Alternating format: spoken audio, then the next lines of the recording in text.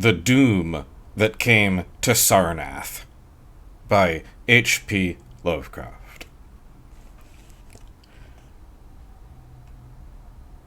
There is, in the land of Mnar, a vast still lake that is fed by no stream, and out of which no stream flows. 10,000 years ago there stood by its shore the mighty city of Sarnath, but Sarnath stands there no more. It is told that in the immemorial years, when the world was young, before ever the men of Sarnath came to the land of Mnar, another city stood beside the lake, the grey stone city of Ib, which was old as the lake itself, and peopled with beings not pleasing to behold. Very odd and ugly were these beings, as indeed are most beings of a world yet inchoate and rudely fashioned. It is written on the brick cylinders of Cadatheron that the beings of Ib were in hue as green as the lake and the mists that rose above it, that they had bulging eyes, pouting flabby lips, and curious ears, and were without voice. It is also written that they descended one night from the moon in a mist, they and the vast still lake and grey stone city Ib. However this may be, it is certain that they worshipped a sea-green stone idol chiseled in the likeness of Bokrug, the great water lizard, before which they danced horribly when the moon was gibbous. And it is written in the papyrus of Ilarnek that they one day discovered fire, and thereafter kindled flames on many ceremonial occasions. But not much is written of these beings, because they lived in very ancient times, and man is young, and knows but little of the very ancient living things. After many eons, men came to the land of Mnar, dark shepherd folk with their fleecy flocks, who built Thra, Ilarnek, and Cadatheron on the winding river Ai. And certain tribes, more hardy than the rest, pushed on to the border of the lake and built Sarnath, at a spot where precious metals were found in the earth. Not far from the grey city of Ib did the wandering tribes lay the first stones of Sarnath, and at the beings of Ib they marveled greatly. But with their marveling was mixed hate, for they thought it not meet that beings of such aspect should walk about the world of men at dusk. Nor did they like the strange sculptures upon the grey monoliths of Ib, for why those sculptures lingered so late in the world, even until the coming men, none can tell, unless it was because the land of Mnar is very still and remote from most other lands, both of waking and of dream. As the men of Sarnath beheld more of the beings of Ib, their hate grew, and it was not less because they found the beings weak and soft as jelly to the touch of stones and arrows. So one day the young warriors, the slingers, and the spearmen, and the bowmen marched against Ib and slew all the inhabitants thereof, pushing the queer bodies into the lake with long spears because they did not wish to touch them. And because they did not like the grey sculptured monoliths of Ib, they cast these also into the lake, wondering from the greatness of the labor however the stones were brought from afar, as they must have been, since there is naught like them in the land of Mnar or in the lands adjacent. Thus, of the very ancient city of Ib was nothing spared, save the sea-green stone idol chiseled in the likeness of Bokrug, the water lizard.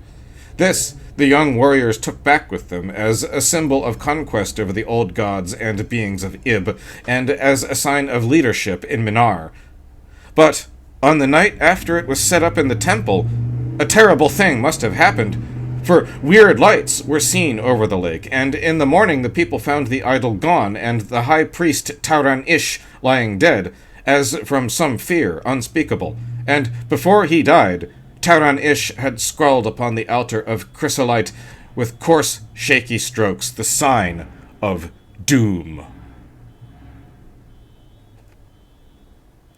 After Tauran-Ish, there were many high priests in Sarnath, but never was the sea-green stone idol found, and many centuries came and went, wherein Sarnath prospered exceedingly, so that only priests and old women remembered what Tauran-Ish had scrawled upon the altar of chrysolite. Betwixt Sarnath and the city of Ilarnek arose a caravan route, and the precious metals from the earth were exchanged for other metals, and rare cloths and jewels and books and tools for artificers, and all things of luxury that are known to the people who dwell along the winding river Ai and beyond. So Sarnath waxed mighty and learned and beautiful, and sent forth conquering armies to subdue the neighboring cities, and in time there sate upon a throne in Sarnath the kings of all the land of Minar, and of many lands adjacent. The wonder of the world, and the pride of all mankind, was Sarnath the Magnificent. Of polished desert-quarried marble were its walls, in height 300 cubits and in breadth 75, so that chariots might pass under each other as men drove them along the top. For full 500 stadia did they run, being open only on the side toward the lake, where a green stone seawall kept back the waves, that rose oddly once a year at the festival of the destroying of Ib. In Sarnath were 50 streets from the lake to the gates of the caravans, and 50 more intersecting them. With onyx they were paved, save those whereon the horses and camels and elephants trod, which were paved with granite. And the gates of Sarnath were as many as the landward ends of the streets, each of bronze, and flanked by the figures of lions and elephants carven from some stone no longer known among men. The houses of Sarnath were of glazed brick and chalcedony, each having its walled garden and crystal lakelet. With strange art were they builded, for no other city had houses like them, and travelers from Thra and Ilarnek and Kadatheron marveled at the shining domes wherewith they were surmounted. But more marvelous still were the palaces and the temples, and the gardens made by Zokhar the olden king. There were many palaces, the last of which were mightier than any in Thra, or Ilarnek, or Kadatheron. So high were they, that one within might sometimes fancy himself beneath only the sky. Yet, when lighted with torches dipped in the oil of Dothair, their walls showed vast paintings of kings and armies, of a splendor at once inspiring and stupefying to the beholder. Many were the pillars of the palaces, all of tinted marble and carven into designs of surpassing beauty. And in most of the palaces the floors were mosaics of beryl and lapis lazuli and sardonyx and carbuncle and other choice materials, so disposed that the beholder might fancy himself walking over beds of the rarest flowers. And there were likewise fountains, which cast scented waters about in pleasing jets arranged with cunning art. Outshining all others was the palace of the kings of Minar and of the lands adjacent. On a pair of golden crouching lions rested the throne, many steps above the gleaming floor, and it was wrought on one piece of ivory, though no man lives who knows whence so vast a piece could have come. In that palace there were also many galleries, and many amphitheaters where lions and men and elephants battled at the pleasure of the kings. Sometimes the amphitheaters were flooded with water conveyed from the lake in mighty aqueducts, and then were enacted stirring sea fights, or combats betwixt swimmers and deadly marine things. Lofty and amazing were the 17 tower-like temples of Sarnath, fashioned of a bright multicolored stone not known elsewhere. A full 1,000 cubits high stood the greatest among them, wherein the high priests dwelt with a magnificence scarce less than that of the kings. On the ground were halls as vast and splendid as those of the palaces, where gathered throngs in worship of Zo-Kalar and Tamash and Lobon, the chief gods of Sarnath, whose incense-enveloped shrines were as the thrones of monarchs. Not like the icons of other gods were those of Zo-Kalar and Tamash and Lobon, for so close to life were they that one might swear the graceful bearded gods themselves sate on the ivory thrones. And up unending steps of zircon was the tower chamber, wherefrom the high priests looked out over the city and the plains and the lake by day, and at the cryptic moon and significant stars and planets, and their reflections in the lake at night. Here was done the very secret and ancient rite in detestation of Bokrug, the water lizard, and here rested the altar of chrysolite, which bore the doom scrawl of Taran Ish. Wonderful, likewise, were the gardens made by Zokhar the Olden King. In the center of Sarnath they lay, covering the great space and encircled by a high wall, and they were surmounted by a mighty dome of glass, through which shone the sun and moon and planets when it was clear, and from which were hung fulgent images of the sun and moon and stars and planets when it was not clear.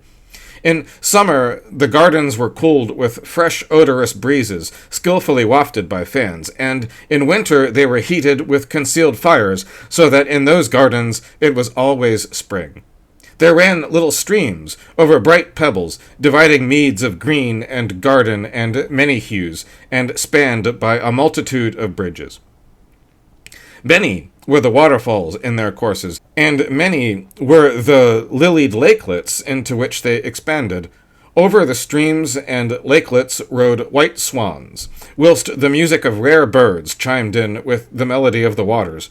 In ordered terraces rose the green banks, adorned here and there with bowers of vines and sweet blossoms, and seats and benches of marble and porphyry. And there were many small shrines and temples where one might rest or pray to small gods. Each year there was celebrated in Sarnath the feast of the destroying of Ib, at which time wine, song, dancing, and merriment of every kind abounded. Great honors were then paid to the shades of those who had annihilated the odd ancient beings, and the memory of those beings and of their elder gods was derided by dancers and lutanists, crowned with roses from the gardens of Zokhar. And the kings would look out over the lake and curse the bones of the dead that lay beneath it.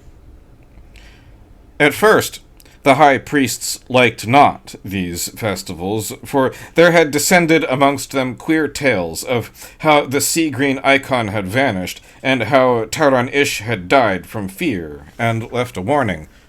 And they said that from their high tower they sometimes saw lights beneath the waters of the lake. But as many years passed without calamity, even the priests laughed and cursed and joined in the orgies of the feasters. Indeed, had they not themselves, in their high tower, often performed the very ancient and secret rite in detestation of Bokrug, the water lizard? And 1,000 years of riches and delight passed over Sarnath, wonder of the world. Gorgeous, beyond thought, was the feast of the 1,000th year of the destroying of Ib. For a decade it had been talked of in the land of Minar, and as it drew nigh, there came to Sarnath on horses and camels and elephants men from Thra, Ilarnek, and Kadatheron, and all the cities of Minar and the lands beyond. Before the marble walls on the appointed night were pitched the pavilions of princes and the tents of travelers. Within his banquet hall reclined Nargis Hay, the king, drunken with ancient wine from the vaults of conquered Pnath, and surrounded by feasting nobles and hurrying slaves. There were eaten many strange delicacies at that feast: peacocks from the distant hills of Implan, heels of camels from the Bnazik desert, nuts and spices from Sedathrian groves, and pearls from wave-washed Mtal, dissolved in the vinegar of Thra. Of sauces there were an untold number, prepared by the subtlest cooks in Almanar, and suited to the palate of every feaster. But most prized of all the viands were the great fishes from the lake, each of vast size, and served upon golden platters set with rubies and diamonds. Whilst the king and his nobles feasted within the palace, and viewed the crowning dish as it awaited them on golden platters, others feasted elsewhere.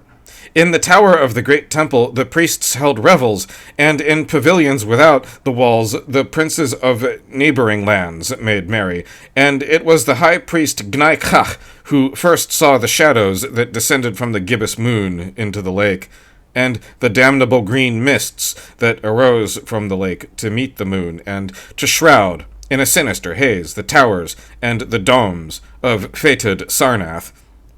Thereafter those in the towers and without the walls beheld strange lights on the water, and saw that the grey rock Akurion, which was wont to rear high above it near the shore, was almost submerged, and fear grew vaguely, yet swiftly, so that the princes of Ilarnek and of Far Rokol took down and folded their tents and pavilions and departed, though they scarce knew the reason for their departing. Then, close to the hour of midnight, all the bronze gates of Sarnath burst open, and emptied forth a frenzied throng that blackened the plain, so that all the visiting princes and travelers fled away in fright. For on the faces of this throng was writ a madness born of horror unendurable, and on their tongues were words so terrible that no hearer paused for proof.